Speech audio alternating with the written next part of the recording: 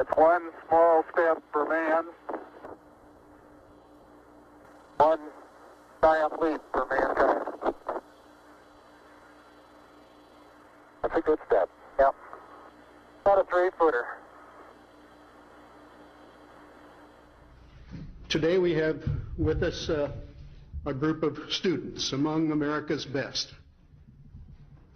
To you, we say, we've only completed a beginning. We leave you much that is undone.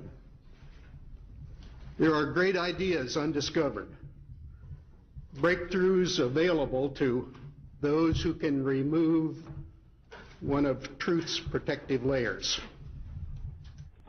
One of truth's protective layers.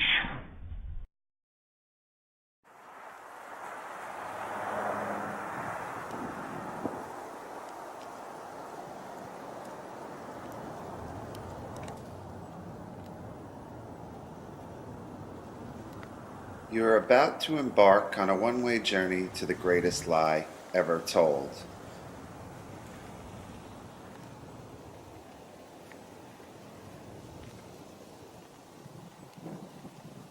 The launch pad for our expedition is the site of a Cold War-era nuclear missile base that was covertly hidden beneath the ground in Old Bridge, New Jersey. Underground silos stored the Nike Hercules nuclear warhead, and the residents of this sleepy town had no idea it was even there, for this was an age of great secrets.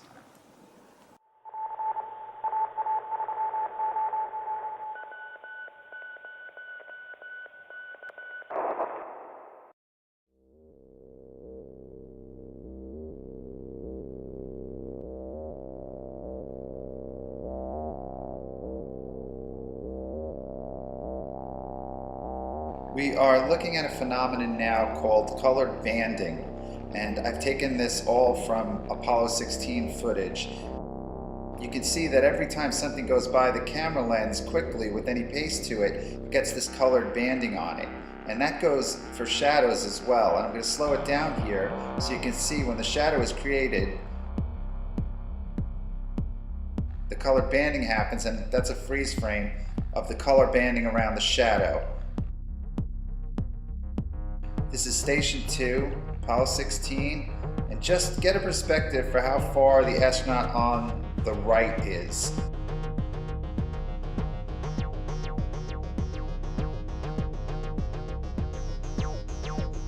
And the camera we're watching this through is the color TV camera on the rover, which is controlled from Houston. And note the light source in the visor of the astronaut walking by. And now we're going to cut a little further in this clip. Pay attention to what happens. Just a very pressy sight as far as the boulder goes. They're all angular. Just a very pressy sight as far as the boulder goes. They're all angular. What you're looking at are shadows covering the entire location out to the horizon. I'm showing you the same clip, and there are two shadows. 1, 2. That is impossible with the sun as the light source. The only way this could be possible is if it's an artificial light source, because there's nothing tall enough there to block out that much space. And I showed you how far the astronaut is from the rover, and these shadows are covering the entire location. And this is black and white normal speed. See his backpack? Light, shadow. Okay, now let's take one black and white, slow down. Also note that the image is shaking because the other astronaut is at the rover. It's as if something has fallen across the light source, causing fast-moving shadows. The banding reads on the back of the astronaut's backpack, but it doesn't read in the black zone because the lens only puts banding on things it can read, and it can't read a shadow in the darkness. If the light source is the sun, how do you block out the sun with two guys on the moon? How do you block it out? You can't block out the sun for that long of a shadow. Astronaut Charlie Duke is out there in the distance. Astronaut John Young is back by the rover. So who's causing the shadows?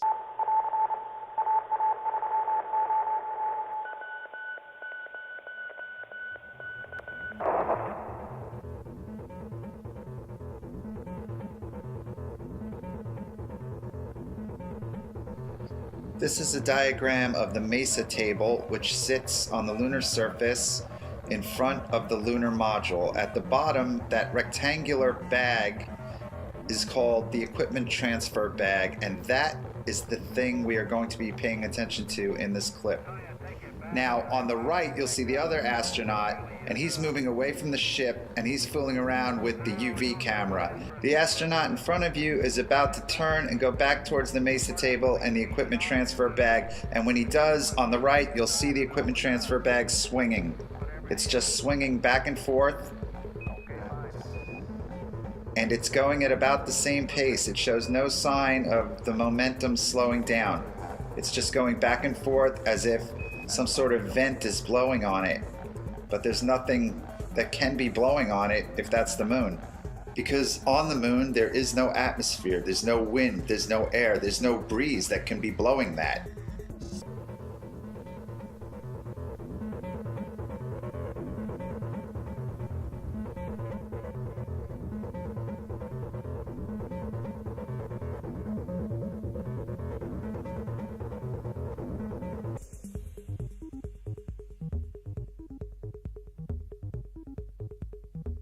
This clip is from the closeout of EVA-1, Apollo 16, and the next clip is from the closeout of EVA-3, also Apollo 16. And we're going to see the same phenomenon with the equipment transfer bag. As soon as astronaut Charlie Duke attaches it to the MESA table, it starts swinging on its own again, as if it was being installed right over a vent. But then it gets really interesting because I think they notice it and they discuss it and then take corrective actions. Hey, John? Yeah? Take a look. No. Okay, Charlie, you should have...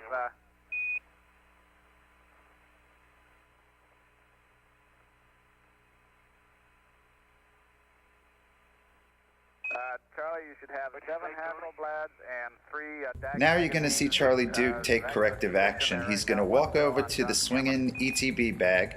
He's going to remove the camera that's attached to his chest. He's going to put it on top of the MESA table, and then he's going to put his camera in the ETB bag, and then he's going to remove the bag from the straps, and he's going to place it on top of the MESA table so it's no longer swinging from the straps. And there's obviously a voice we can't hear organizing the charade-like diversion you are about to see. Where's the bag that the good old UV? Hey, Charlie, did you throw my camera away? No, I didn't throw your camera away. Where is it? Over there? Yeah. Okay. The bag that the what? The bag that the what? He's obviously hearing a voice we can't hear who's telling him what to do.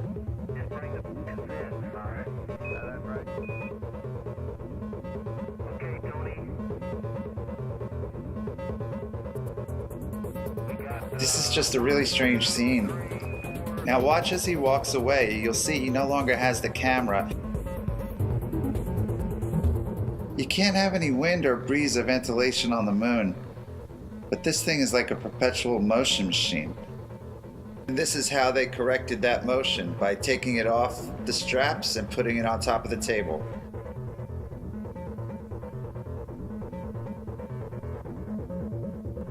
Okay, now let's go back to the first clip from EVA-1 again, and you see the bag swinging on the right. I'm revisiting this not so much to look at the bag, but that strap in the right-hand corner that hangs down from the ship. Keep your eyes on that strap because it's about to get hit by an object.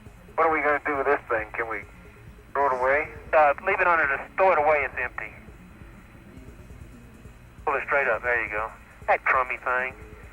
Well, hell, that's okay. Yeah. Oh.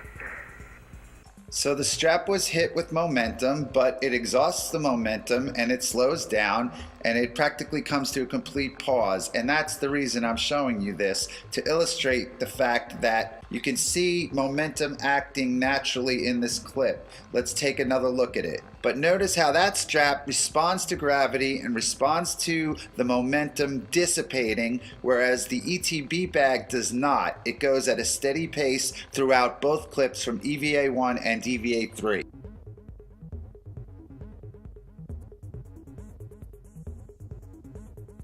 The logical question that comes to mind is whether some mechanism on the ship, some motorized mechanism, vibration, or exhaust is somehow blowing the bag, and the answer is no. The bag hangs from the Mesa table. The Mesa table is simply a table that holds supplies and equipment for the extravehicular activity. The bag, as you can see, just hangs down from the table. And as we take a look at the Apollo 16 summary at nasa.gov, quote, because the LM had remained in lunar orbit 6 hours longer than planned, the LM was powered down to conserve electrical power. So that rules out the possibility that the bag is swinging from any kind of vibration caused from the power of the ship. Everything they put in the ETB is supposed to go back to the ship for transfer to Earth, and the 70mm Hasselblad camera is not on that list. Furthermore, it is common knowledge, also listed in the lunar surface procedures, that the 70mm Hasselblad cameras were left on the moon.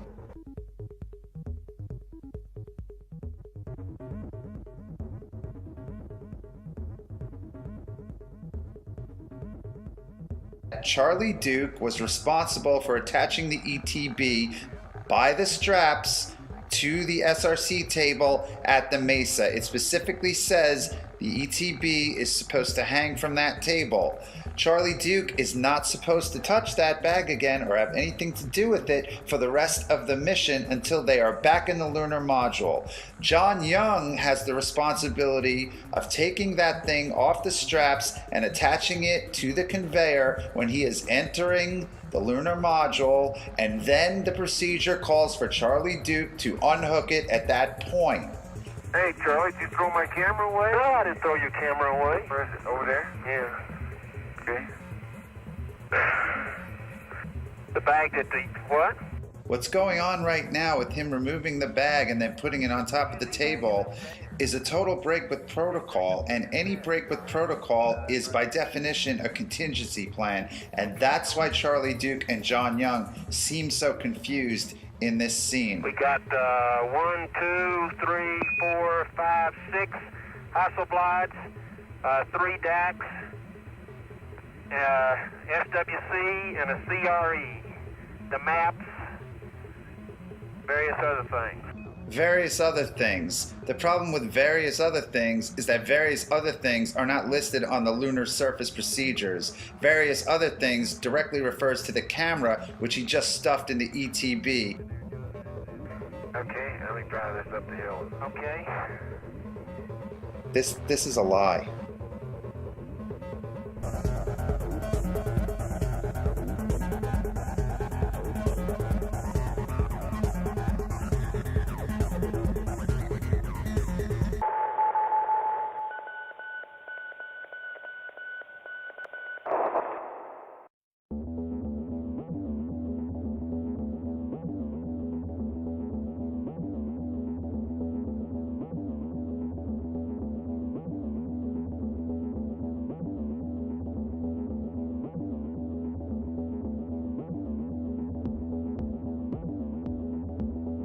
You are looking at a series of photos taken from EVA3 of Apollo 16. Every photo in this magazine is completely ruined by these smudges you see.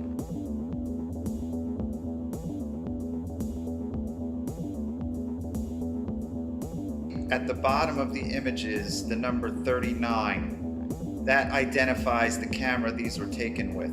There were 2 cameras used for 70mm shots during Apollo 16, number 39 and number 33. Those numbers are etched on the resu plate, which is a glass plate that faces the film. It's in between the lens and the film, and it has these crosshairs on it, and it also has the identification number on the bottom of the resu plate. All of the damaged photographs were taken with number 39. 162 photos on magazine 116E, and there are some other damaged photographs with this exact same pattern on magazine 114B.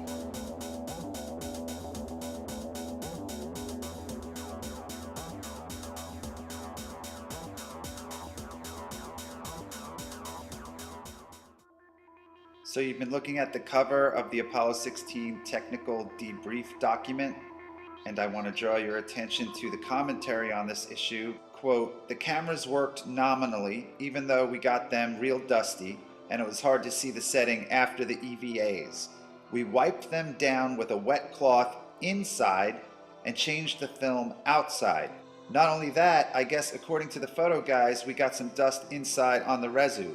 The camera still worked, although it left a couple or 3 streaks across the film." Notice what John Young says about the photo guys. This raises an important point. We'll digress for a second to discuss one of the main defenses that people make to show or argue that we had to have gone to the moon. And they often say that there would have been so many people involved in the conspiracy it would have been impossible to keep it quiet. The only people who would have known about the hoax would have been those on a need-to-know basis, and that would have been very few people. You have your astronauts, you have the people filming everything and building the locations, and you have the people authorizing it, and that's it. Everybody else would have been doing their one task in the line and sequence of events that they were responsible for. And this segues into another defense made by people who believe we went to the moon, and that is, why didn't NASA have them do things over after they made mistakes? And the reason for that is that this was live, and not everybody was in on it. And those hundreds of people you see at Mission Control, they're not in on it. You got the surgeons, they're monitoring the heart rate. You have the data guys, they're monitoring whatever is coming in on their feed. And everybody is looking at a live event, and all over the world people are monitoring a live event. So there were no do-overs.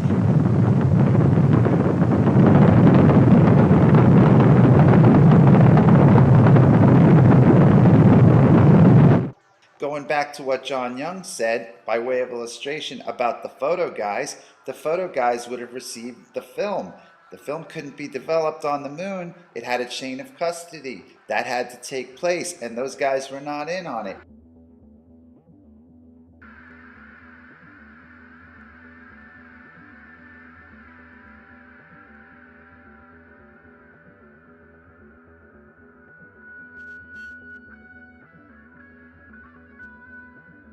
Now this is the cover of Apollo 16 mission report, and let's go to the equipment section. Paragraph D, the reso plate on the lunar module pilot's 70mm electric data camera was smeared during a magazine change between extravehicular activities 2 and 3. Charlie Duke indicates that they wiped the reso plates down with a wet cloth inside the cabin in between the EVAs. When they were done with their work on the moon, they would go back into the lunar module, seal the hatch, repressurize the cabin, and camp out for the night until the next day, when they would continue the mission on the second EVA and then the third EVA. Now let's take a look at the Apollo Lunar Surface Journal, and they are taking their cue from the debrief and from the mission report. In the brackets, their explanation states, each frame on magazine 116E shows a set of smudges. Detail of the smudge pattern change only slowly from the beginning of the magazine to the end. The smudges are undoubtedly the result of contact of a dust-laden, damp cloth with the reso plate in John's camera. So NASA, the astronauts, and the Apollo Lunar Surface Journal all march in lockstep, alleging that the stain happened inside the cabin in between EVA 2 and 3.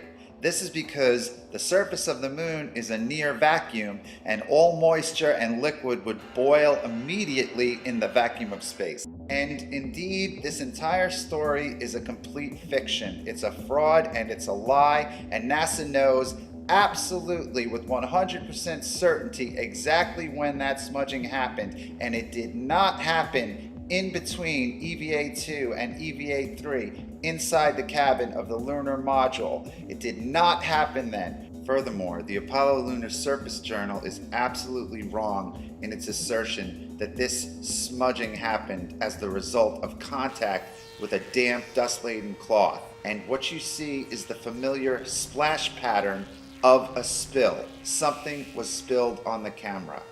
This is a picture of the index for Apollo 16 from the Apollo Lunar Surface Journal at nasa.gov. And when you come to Geology Station 8, you'll see below that traversed Station 9, and instead of Geology Station 9, it says the Great Sneak. And when you click the Great Sneak, it brings you to Geology Station 9. And this is where the magazine change happens. Did he say both change? Yeah. Okay. Tony, I don't have a black and white left.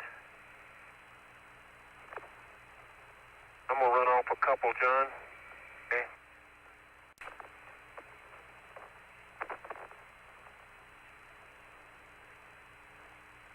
I'm out. 3 frames to go and I'm out. Okay. Okay, magazine, Bravo's got something in it. A few frames. You used about 50 on it yesterday, and we can use magazine Delta. Both put color on. Is that okay, Tony? Okay, that sounds fine. Let's put Bravo on John since he doesn't shoot while he's driving. And here are the final 3 shots taken with 107C directly at Station 9 during EVA-2. And these are not marked by the smudges. Concluding that magazine at Station 9, none of them are marked by the smudges. They are absolutely perfect.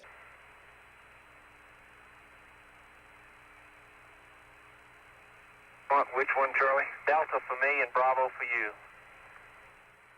Bravo. Right in the corner there. Set marks. The image you are looking at now was the very last picture taken before that magazine change at Station 9 where they are now. This is 107-17583, and as you can see, there are no smudges on it. The very next picture taken with that camera is after the swap of magazines, and this is now 114-18444. And that photo was on magazine 114B. On the left, we have 18444, the very first image taken with the smudges. And you can see the pattern is clear, the dust has not grabbed to it yet. On the right is 18577, and this one was taken the next day during EVA-3. Compare the 2 stains. The streaks are the same. These are the same exact patterns. The orange juice dried, and it's stained in the same way. The streaks match. See the first long streak on the left, and then look to the right image, and that same long streak is there, and it becomes obvious that this is a spill pattern of orange juice spilled on the glass that persisted over 2 days. Every single photograph taken with camera 39 up until this moment at Station 9 during EVA-2 was absolutely perfect, and every single photograph taken with that camera from this moment on will be absolutely smudged. If the astronauts had wiped the cameras down with a damp cloth inside the cabin later that evening, we would not see the stain pattern the next day during EVA-3.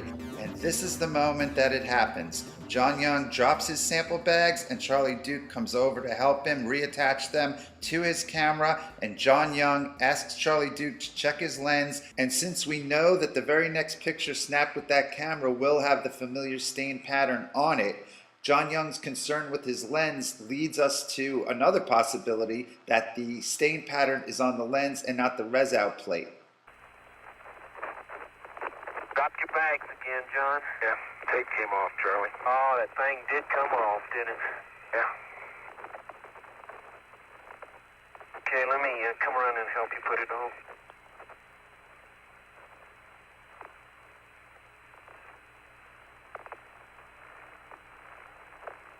Okay? Yeah. Well, the tape's still there. This thing just peeled off front of the the tape.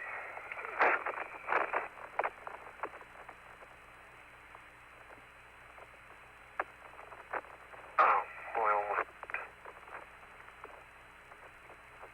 only happens in training. You got it. How's my lens? Turn into the sun. Okay. What's your finger? It's okay. Plain to see that.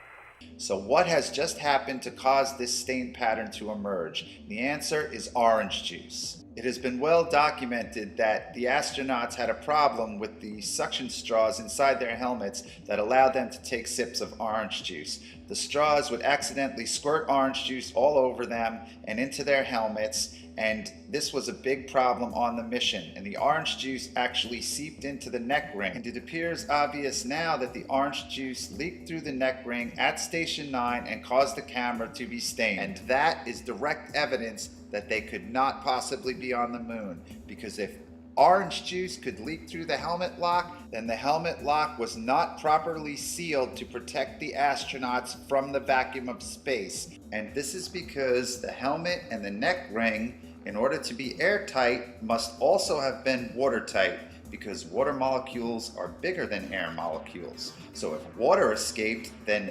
oxygen also escaped, and the suit would not have been pressurized, and in that case, the astronauts would be dead.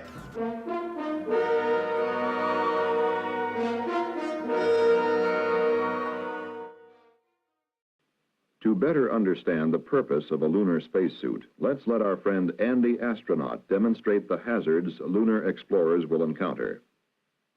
If Andy were to step out on the surface of the moon without a spacesuit, this is what would happen. In the near vacuum of space, the gases within his body would immediately expand.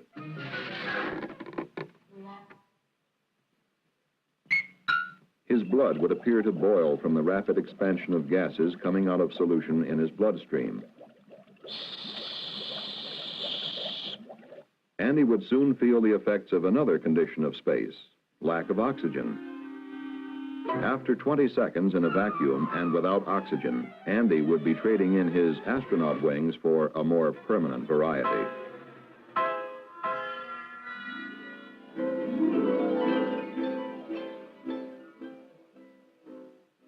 Okay, now let's go back to the Apollo 16 technical air-to-ground voice transcription. Charlie Duke says, "Okay, Houston, do you read us? Over." "Yeah, we read you fine, Charlie." And then Charlie Duke says, "Okay, we had one heck of a time getting our helmets off. It turns out that this orange juice is the best cement you've ever seen.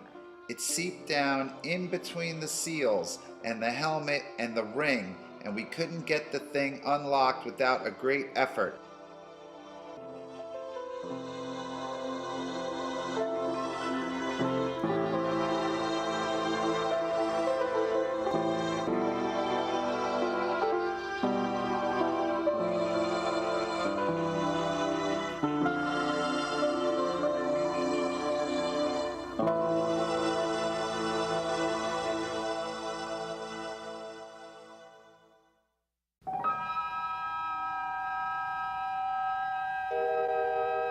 Christmas, 1968, when man first cut the silver cord of Earth's gravity to orbit the moon.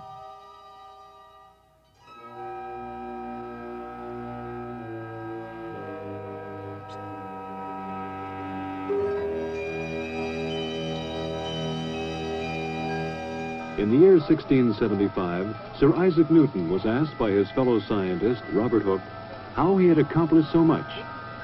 "If I have seen further," Newton wrote, "it is by standing on the shoulders of giants." First stage propellant tanks have been pressurized. The engines will build up to a thrust of 7.6 million pounds. T-minus 30 seconds. We have a cutoff. May 18th, 1969. We were almost ready. Man had orbited the moon once. Man had test-flown the lunar module, the lunar landing craft, in Earth orbit once. But before we would commit men to a lunar landing, there were still a number of things to be worked out.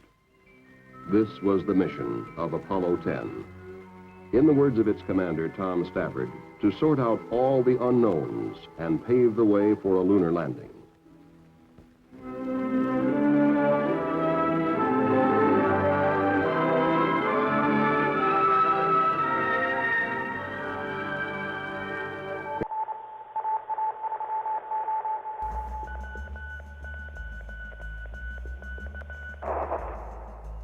In the first three segments, I'm quite certain about the conclusions that have been drawn, and we will return to the heavy artillery in the final segment. But for this segment, I want to sort out a few unknowns. And these are pieces of information that I've discovered which are of peculiar interest to the entire moon hoax culture. Now, I am not the first to suggest there's some sort of Geppetto character in the rafters above, pulling the astronauts by some sort of harness with fishing wire. Like, why does Charlie Duke want John Young to push on his head here? Oops, here we go again. Give me a help.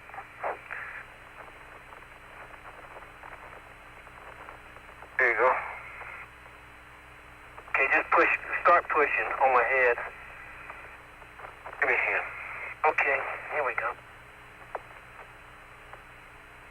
So he pushes down on his head and his feet seem to levitate backwards. Now check this out. They appear to be jumping about 5 feet in the air. We were going to do a bunch of exercise that we had made up as the Lunar Olympics. Show you what a guy could do on the moon with a backpack on. But for a 380-pound guy, that's pretty good. They threw that out. Yeah, jump flat-footed, straight in the air. 300, about 4 feet. Wow! Charlie, that ain't any fun, is it? That ain't very smart. Okay, I don't claim to have found the wires, but I do think I found the attachment to the wires. This is the OPS, Oxygen Purge System.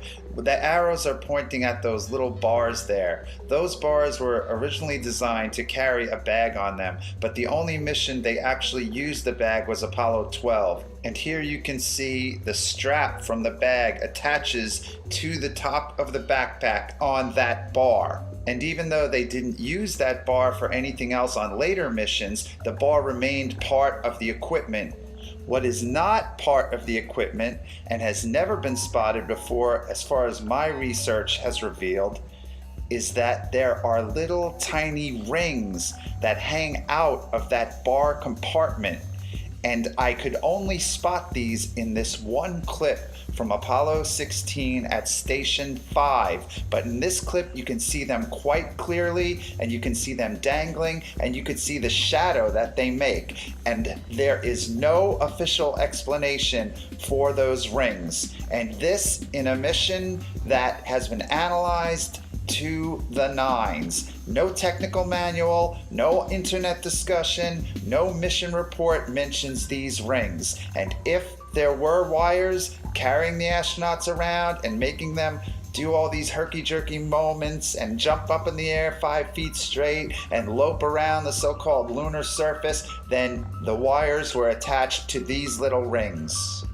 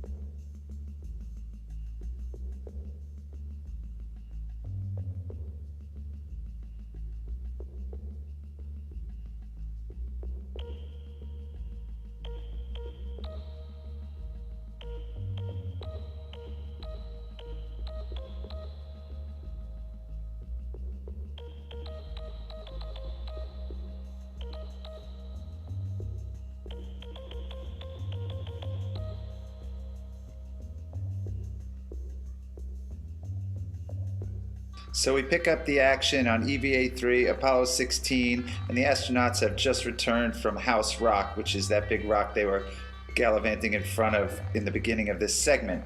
Charlie Duke is switching magazines in the 16mm movie camera, which is at the top right of the screen. He's turning it now. Watch his visor, because I believe you are going to see an artificial light source flicker on and off very quickly.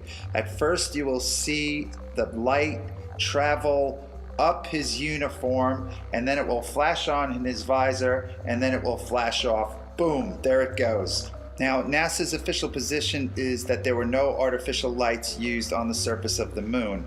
The astronauts were issued flashlights, but they were only used inside the ships.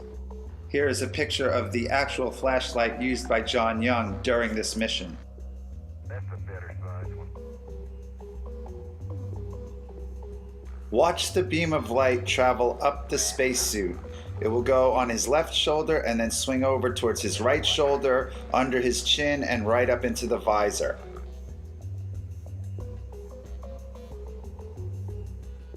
There, you just saw it again, and now we're going to watch in slow motion. Just look to the right of the arrows, keep your eye below the visor, and watch the beam of light. There it is, and then into the visor. Boom. The light source is below the horizon. It's coming from underneath the shot, not above it. It's not the sun. It's an artificial light. The light flashes on beneath the rest of the scenery. In every other shot, you see the sun must be at the top of the visor. On the left, the light source is below the scenery, and on the right, it's at the top of the visor where it is in every other shot. To my eye, it looks like a hidden flashlight in the fingers of the glove. In the Gemini missions, that was actually something they did have, but in the Apollo missions, they did not have, according to the official record, finger lights. And the big question here is why he would need a flashlight if that were in fact the blinding sun behind him. The official flashlights were 5¼ inches long, and here's a picture of Charlie Duke playing with one on board. That flashlight was clearly not in his hand in the previous clip. I thought that thing hadn't run, Tony, but the little ball had just stuck. Whew. Okay, understand. Oh, John.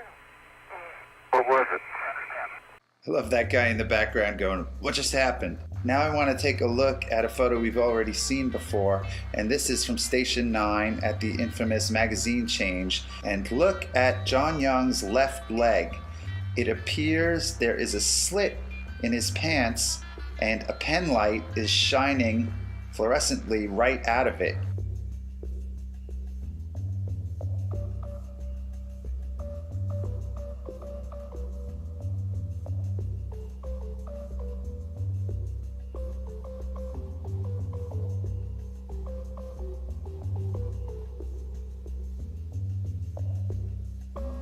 While we are taking this pleasant little journey across the so-called lunar surface, I just want to take a moment to actually praise the astronauts involved with the Apollo missions and all astronauts to strap themselves to these rockets in the Cold War on a mission to try and change the world, to try and inspire the world, and to try and avoid a real war.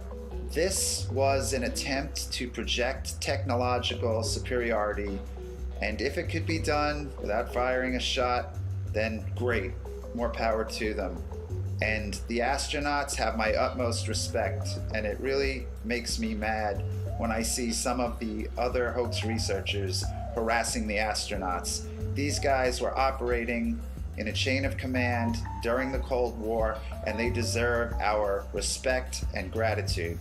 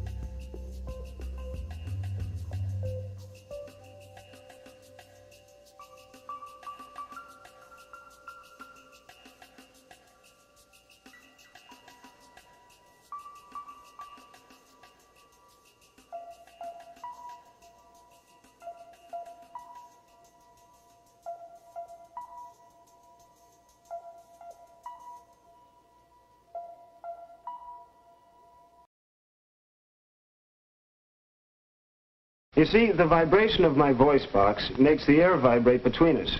Then when the air vibrates your eardrum, you hear what I'm saying. But maybe you've seen a demonstration of a bell under a glass jar. With normal air inside the jar, you could hear the bell clearly. But when the vacuum pump drew the air out of the jar, there was nothing inside to carry the vibrations of the bell. Nothing until the air was let back into the jar. They can't get your photo numbers. And this is core tube number 2. Okay, you're almost driving without a hammer. But if you'll hand it to me, I'll get it in a second. I'm going to take a couple more shots of this before we leave. Get all in, I get the pictures. Alright? Driving in real easy, Houston. The sounds in space, it's odd to have a hammer or a metal tool and bang it against something and hear absolutely nothing. You can, sound won't travel in a vacuum, so there you are outside and you could be hitting something, no sound at all. In space, since there's no atmosphere, there's no air, if you bang on something when you're doing your spacewalk, you will not be able to hear that. And this leads us to the dilemma of our final segment. All modern astronauts, such as Piers Sellers and Mike Massimino, claim to hear absolutely nothing when they're out on the International Space Station in the vacuum, banging away with metal tools and objects, whereas during the Apollo missions, all kinds of sounds have been recorded that should not be possible if they are on the moon in the vacuum of space. This is Mission Control Houston. We want to welcome you to NASA Television's live coverage from the International Space Station Flight Control Room as we get ready for another spacewalk by the crew of Expedition. Okay, copy. Notice the complete silence during this modern EVA at the International Space Station. If the astronauts aren't speaking, you hear dead silence. And I show the arm is safe. Copy, thank you. Good. The major difference between the Apollo missions and modern spacewalks, such as you just saw at the International Space Station, is that when the astronauts are working on the space station out in space in a true vacuum, when they are not transmitting directly through their mics with their voices, you hear dead silence. In the Apollo missions, you can hear all kinds of sounds. The sound of 2 very hard hammer blows transmitted through Dave's gloves into the suit and to his microphone can be heard between his grunts. And we return to the Apollo Lunar Surface Journal, which more and more begins to look like damage control and misdirection. And here is what they have to say about the Apollo 17 hammering. The last paragraph there at the bottom. What seems likely is that when Gene hits the rock, the hammer rebounds against the palm of the pressurized glove, creating a sound wave in the suit loud enough to be picked up by the microphone at Gene's lips. In brief, the suit acts like a drum. But the suit never acts like a drum at the International Space Station, where we are about to watch an astronaut use a power tool. All right, buddy, we're going to stop at 20 turns. Understand, we have a go. Affirm. All right, here it comes.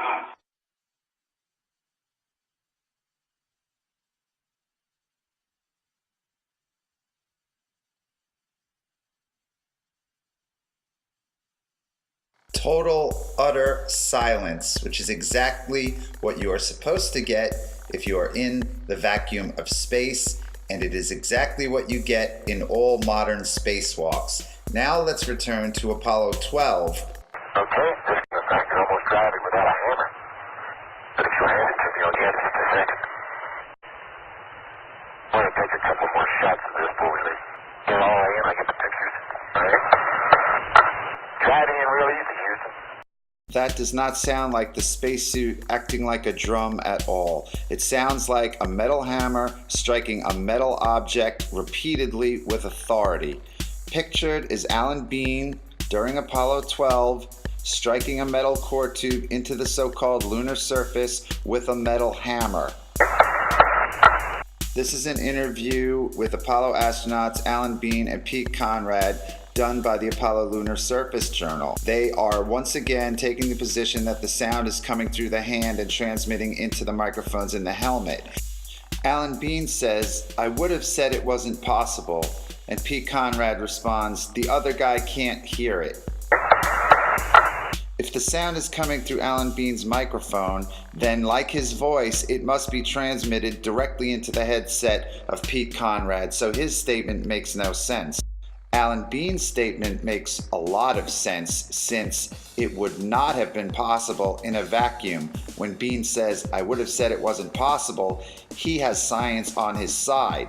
And he also has NASA on his side, at least up until August 19th, 2011. And this brings us to the most important graphic in the film. This is a web page that has been disappeared from the internet by NASA as of August 2011. It was at nasa.gov, running concurrently with the Apollo Lunar Surface Journal between 2009 and September 2011. However, this page, which was created for children, you can see the banner at the top, Lunar Science for Kids. This page directly contradicts the assertions made in the Apollo Lunar Surface Journal concerning the hammering sounds in Apollo 12, 15, and 17. This page talks about the science involved with sound on the moon, and it does so correctly. And that is why NASA has disappeared it from the web. The contradiction between the journal and this page was brought up in the very popular Moonzoo forum. And that is where I first became aware of the situation. Reader Tom128 pointed out the contradiction between the Site for Children and the journal. And I went looking for the Site for Children and could not find it. I then went to my favorite research tool, the Wayback Machine at archive.org, and I was able to find an old version of the page that NASA did not clean up. And whenever I see information go missing from the web, it always starts me thinking, and this was the genesis of the film. At that moment, I became a NASA moon hoax researcher. You've seen the image on the right of the graphic before. That is Alan Bean hammering a core tube during Apollo 12, and this is the sound of such hammering.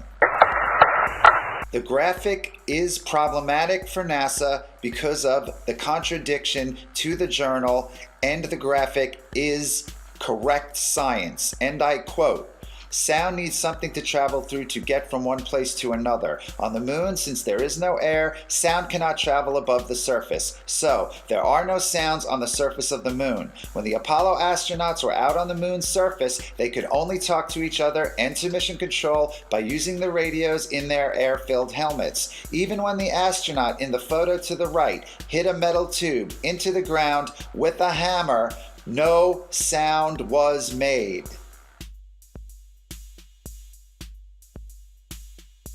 All of the sounds so far analyzed were made by the astronauts as they were handling tools, but now we are going to analyze some sounds that are made a distance away from the astronauts.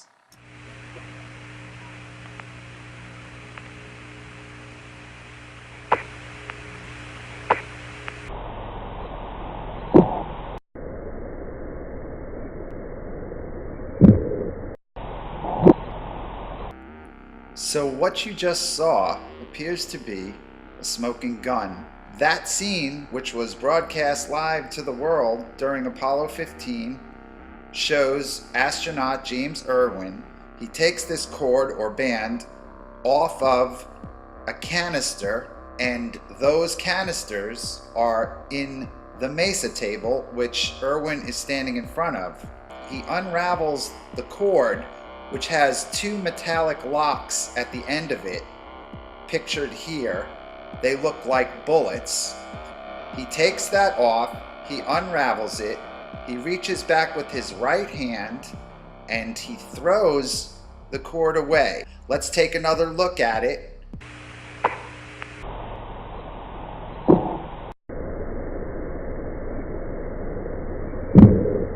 So the argument has been made for the hammering that the sound is coming through the glove and it's miraculously getting into the microphones. But we don't have to deal with that argument because James Irwin releases the object and it hits the ship and he's not touching it, and that sound is picked up by the microphone inside the astronaut's helmet. And you can always tell that that's the microphone in play because you will always hear the sound of the suit air supply system in the background whenever the astronaut is transmitting, and you will hear this sound remain on for a split second after the astronaut stops transmitting.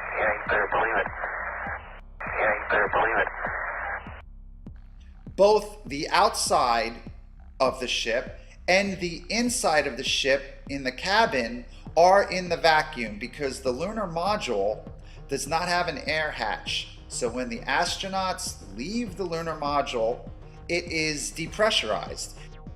Microphones in the lunar module plug into the audio centers. The only voice possibilities are through the use of the headsets. They took off with 6 microphones, 3 Snoopy caps. Each astronaut also had a lightweight headset at launch. While they were on the moon and the suspect audio event took place, they were wearing their Snoopy caps. Communication cables, which are the umbilical cords that the astronauts plugged into while in the lunar module, as you can see from the checklist, were stowed prior to EVA. Also, looking at the same exact checklist, we can see that the lightweight headsets were also stowed prior to EVA. So, there were no live microphones inside the cabin. So now let's take another listen, and we will slow down the audio so you can hear the air supply unit remain on for a split second after the object hits the ship.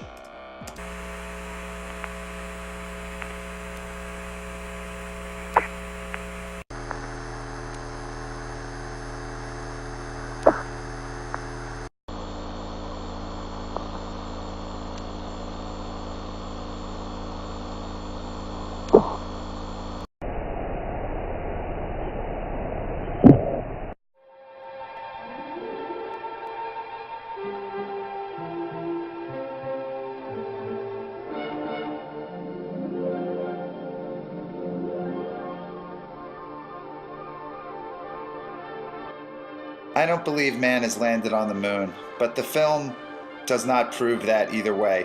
What I believe this film proves is that aspects of the broadcasts were fraudulent. However, I think this is one of the greatest works of art ever created, if not the single greatest work of art ever made.